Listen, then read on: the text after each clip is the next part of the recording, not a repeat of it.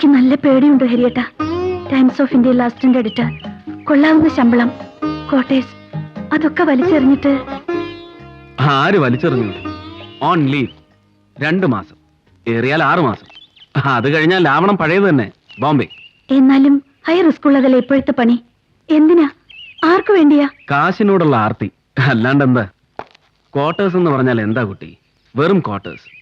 വല്ലവന്റെ ഔദാര്യം. അനാഥനായി ഈ ഏഴയ്ക്ക് ഏതെങ്കിലും പൊന്നുതമ്പുരാൻ കരവൊഴിവായി പതിച്ചൊന്നൊന്നും അല്ല. പിന്നെ ജോലി, അതിനും സ്ഥിരതയൊന്നുമില്ലല്ലോ. തീഹാർ ജയിലിൽ കിടക്കുന്ന ഏതെങ്കിലും ഉണക്ക സഹമന്ത്രിയുടെ 14ാമത്തെ കീപ്പിലെ 7ാമത്തെ സന്താനത്തിന്റെ ഒരു ഫോൺ കോൾ ഞങ്ങളുടെ ഡയറക്ടർ ബോർഡിലെ ഏതെങ്കിലും ഒരു കോന്തന്. തീർന്നു. ഹരിപ്രസാദ് എന്ന ജേർണലിസ്റ്റ് അവിടെ അവസാനിച്ചു.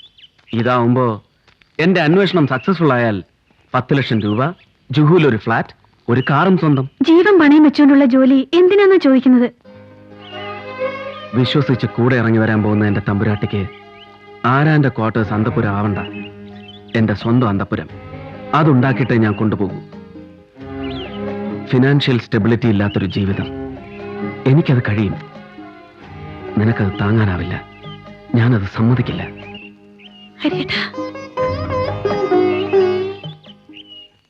ഇന്റർനാഷണൽ റെപ്യൂട്ടേഷനുള്ള ടൈംസ് ഓഫ് ഇന്ത്യയിലെ ലേഖകൻ സ്വന്തം കാമുകിയോട് പോലും തുറന്നു പറയാത്ത അജ്ഞാത ദൗത്യവുമായി കേരളത്തിലെത്തുക വിശ്വസിക്കാൻ കഴിഞ്ഞില്ല.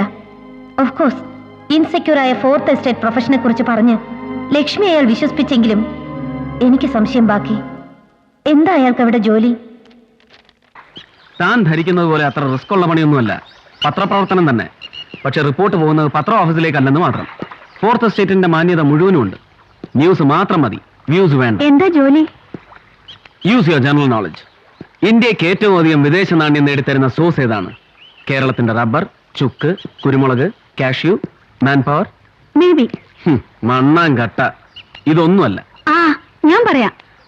പ്രധാനമന്ത്രിയും ഫൈനാൻസ് മിനിസ്റ്ററും ആഘോഷമായിട്ട് പറന്നു നടന്നിരക്കുമ്പോ സായിപ്പ് കൊടുക്കുന്ന പിച്ച, വേൾഡ് ബാങ്കിന്റെ loan. In a way you are right. പക്ഷെ അതുമല്ല. പിന്നെ മയക്കുമരുന്നുകൾ.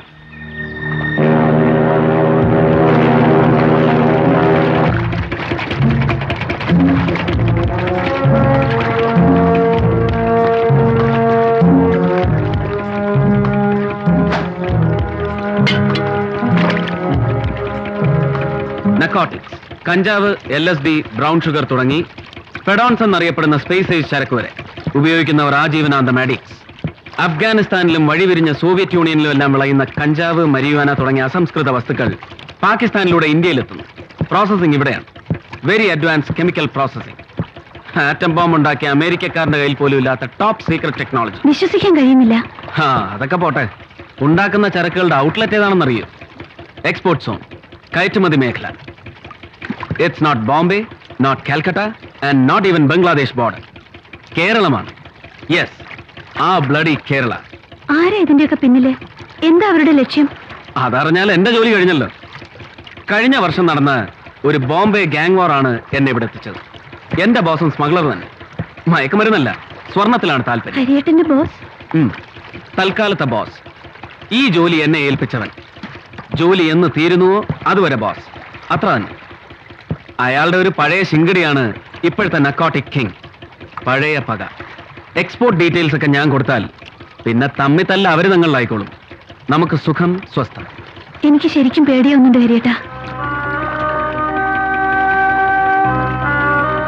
ഇത്രയും ഇൻവോൾവ് ആയ സ്ഥിതിക്ക് ഞാൻ പറഞ്ഞാലും ഇനി ഹരിയേട്ടൻ പിന്മാറില്ലെന്ന് എനിക്കറിയാം. മനസ്സിന്റെ ഭാരം ഒറ്റയ്ക്ക് താങ്ങാൻ കഴിയുന്നില്ല. ഞാനിതൊക്കെ ജൂലിയോടൊന്ന് പറഞ്ഞോട്ടെ, ഒരാശ്വാസത്തിന്. അവളെ വിശ്വസിക്കാമോ? തീർച്ചയായും. എവിടെയോ ചില മിസ്സിംഗ് ലിങ്ക്സ് ഉണ്ടല്ലോ ലക്ഷ്മി. എന്ത് മിസ്സിംഗ്? നിന്റെ ഹരിയേട്ടൻ ആ ബോസിന്റെ പേര് പറഞ്ഞോ? ഇല്ല. എന്തുകൊണ്ട് പറഞ്ഞില്ല? ഞാൻ ചോദിച്ചില്ല, പറഞ്ഞില്ല. നോ, ഹരി നിന്നോട് എല്ലാം തുറന്നു പറഞ്ഞില്ല, പറയേയില്ല. അയാൾ എന്തൊക്കെയോ ഒളിക്കുന്നു, മനഃപൂർവ്വം. നീ അല്ലെങ്കിലും വല്ലാത്തൊരു സിനിക്ക. ഞാനിത് ആദ്യം മുതലേ ശ്രദ്ധിക്കുന്നതാ. ഹരിയേട്ടനെ കുറിച്ച് പറയുമ്പോ നിനക്ക് എന്തോ ഒരിത്. കണ്ടിട്ട് പോലും ഇല്ലാത്ത ഒരാളോട് നിനക്ക് എന്താ ഇത്ര വിരോധം? ലക്ഷ്മി,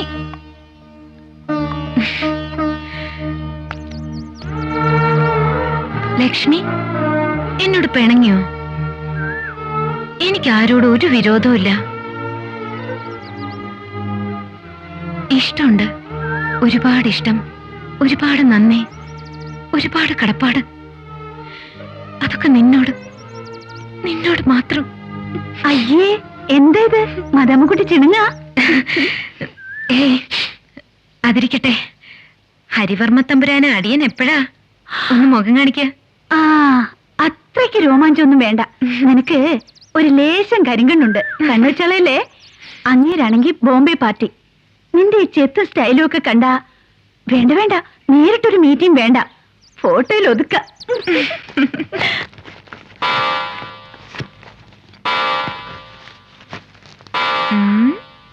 നോക്കട്ടെ, കാണിക്കാം. അയ്യോ,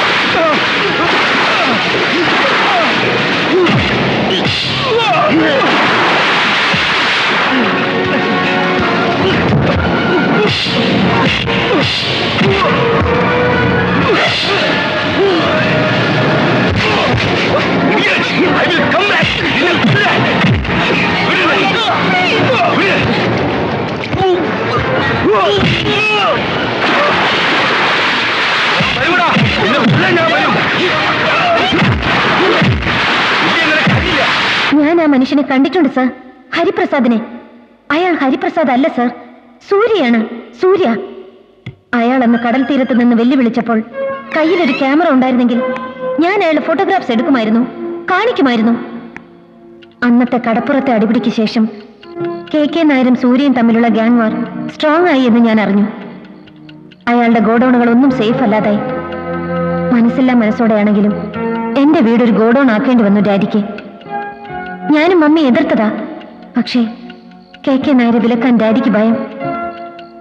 ഞാൻ ഇതെല്ലാം ലക്ഷ്മിയോട് പറഞ്ഞു. ആ പൊട്ടിപ്പെണ്ണ് ഇതൊക്കെ ഹരിപ്രസാദിനോട് പറഞ്ഞു എന്ന് ഉറപ്പ്.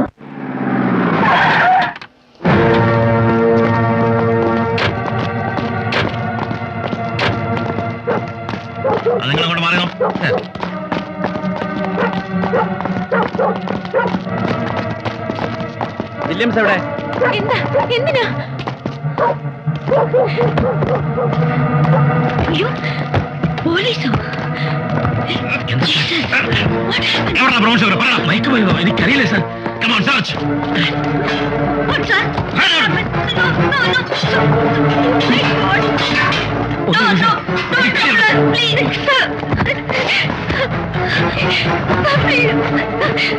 അയ്യോ, ബാഗ് ഒന്നുമില്ല സാർ. അയ്യോ, എന്താണ് അറിഞ്ഞൂടല്ലേ?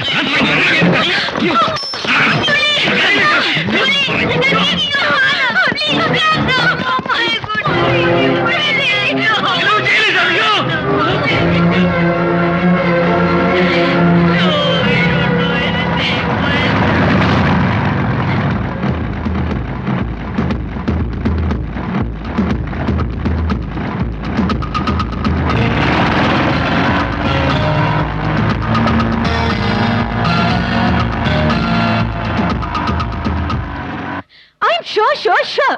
100%. Upon God, upon mother. എനിക്ക് ഉറപ്പാ, ഞാൻ കണ്ടതാ. അത് അയാളായിരുന്നു, നിന്റെ ഹരിയേട്ടൻ.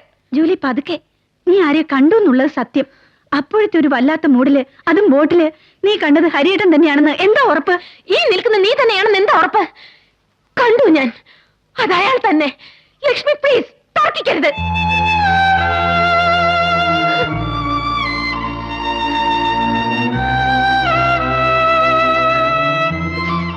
ജൂലി, അതൊക്കെ പോട്ടെ. വില്യങ്ങളി ലോക്കപ്പിൽ, മാഗി ആന്റി ആണെങ്കിൽ കരഞ്ഞു തളർന്ന് വീട്ടിൽ. ഒരു ജാമ്യത്തിന് ശ്രമിക്കണ്ടേ? നമുക്ക് ഏതെങ്കിലും വക്കീലിനെ കാണാം. പ്രയോജനമില്ല ലക്ഷ്മി. വിത്ത് എവിഡൻസ് ദൃക്സാക്ഷികൾ ധാരാളം, അതും നർക്കോട്ടിക്സ്. ജാമ്യം കിട്ടില്ല, ശിക്ഷ ഉറപ്പ്. പാവം ജൂലി, അവൾക്കിനി നമ്മളൊക്കെ അല്ലാതെ ആരാ ഉള്ളത്? ഞാനാ ഇപ്പൊ സഹായിക്കുന്നത്. എന്റെ പേഴ്സണൽ അക്കൗണ്ടിൽ നിന്നുള്ള വിഡ്രോവൽസാ. ഹരിയേട്ടാ, ജോലിക്ക് എന്താ ഹരിയേട്ടനോട് ഇത്ര വിരോധം? ഞാൻ ഒരിക്കലും കണ്ടിട്ടില്ലാത്ത പെൺകുട്ടി.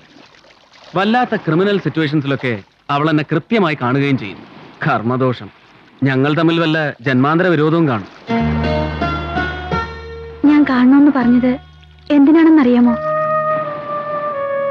അടുത്ത ആഴ്ചയാ അച്ഛൻ വിവാഹ നിശ്ചയം ഫിക്സ് ചെയ്തിരിക്കുന്നത്. എങ്ങനെയാ കുടിക്കുന്നൊന്ന് രക്ഷപ്പെടുക? എനിക്കൊരു സമാധാനം ഇല്ല കേട്ടോ. ധൈര്യം ഉണ്ടെങ്കിൽ ഇറങ്ങി വാ, നാളെ തന്നെ. ഏതെങ്കിലും ഒരു സബ് രജിസ്ട്രാർ ഓഫീസ്, മുദ്രക്കടലാസും നാട്ടുകടപ്പുള്ള കൈക്കൂലിയും ചേർത്താൽ മാക്സിമം 1000 രൂപ ചെലവ് വരും. അച്ഛൻ തകർന്നു പോകും ഹരിയേട്ടാ. വേറെന്തെങ്കിലും വഴി? ഞാൻ വലിയ അണ്ടർവേൾഡ് ഡൗൺ ആണെന്നല്ലേ ജൂലിയുടെ അഭിപ്രായം? എങ്കിൽ ആ വഴിക്കുന്നോ. ശശി വർമ്മയെ കാച്ചേക്കട്ടെ ഇന്ന് രാത്രി തന്നെ. ഒരുപാട് സ്മാർട്ട് ആകല്ലേ.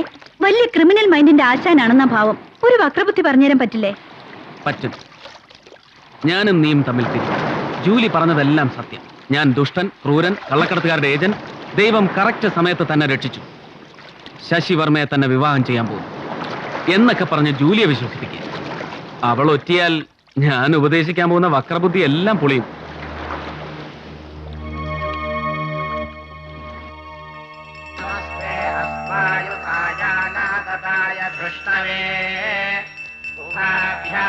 അപ്പുറത്തിരിക്കുന്നവർ കൊടുക്കും.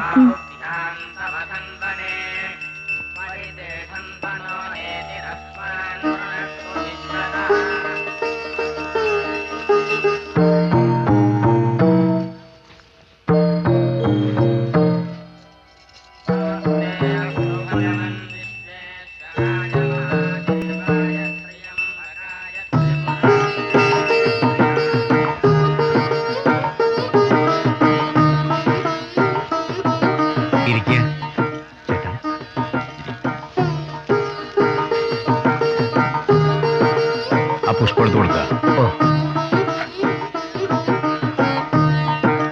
മനസ്സിൽ ഈശ്വരനെ ധ്യാനിച്ച് പുഷ്പം എടുത്ത് കൊടുത്തോളൂ. മോതിരമരത്തിന് സമയമായി, കുട്ടിയെ വിളിക്കുക. മോളെ, സമയമായി, ലക്ഷ്മിയെ വിളിക്കുക. ആന്റി, മുഹൂർത്ത സമയമായി, വേഗം ചെല്ലാൻ പറഞ്ഞു. ആ മോളെ, വേഗം ആവട്ടെ.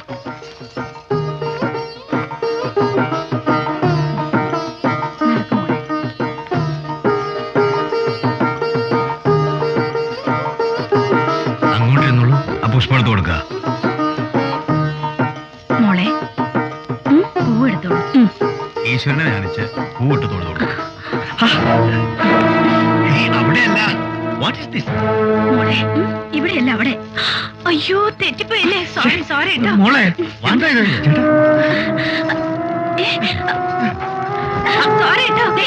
ക്ഷമിക്കണേ. എന്താ ഈ കാണിക്കണേ?